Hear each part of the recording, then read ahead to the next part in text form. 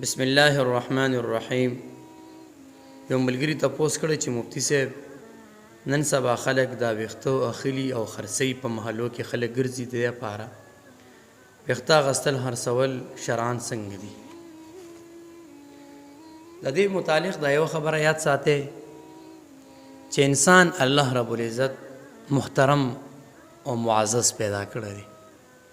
نو چې انسان محترم شو د انسان ټول اعضاء محترم شو، ټول اعضاء د انسان دا محترم شو. نو لہذا د انسان د بدن چې څومره اعضاء دي شرعاً د هغې خرڅول، شرعاً د هغې اخیستل دا ناجایز او حرام دي. شامي لیکلي دي چې د انسان د بدن چې هغه هر عضو دی څومره د بدن اعضاء دي دا اخیستل او دا خرڅول دا ناجایز دي.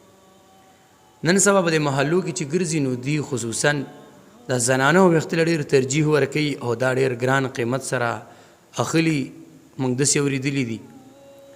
نو دا یو خبره یاد ساتئ چې دا خو د سره ټیک نه دي چې د زنانو ویښته د خلک الي او دا د خرڅوي.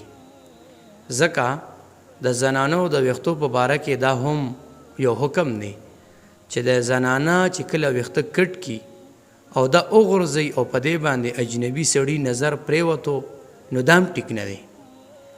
نو ځکه خو موږ دپاره دا حکم دی چې کله تاسو ویښته کټ کې نو دا چېرته خښوئ د ویښتو کټ کول د هغې نه بعد دا خښول دا یو مستحبه طریقه ده. نو لہذا ازروی شریعت ویښته اخیستل، ویښته خرڅول، په ویښتو باندې پیسې اخیستل، پیسې ورکول، په دې باندې ګټه کول دا ټول ناجایز او حرام دي.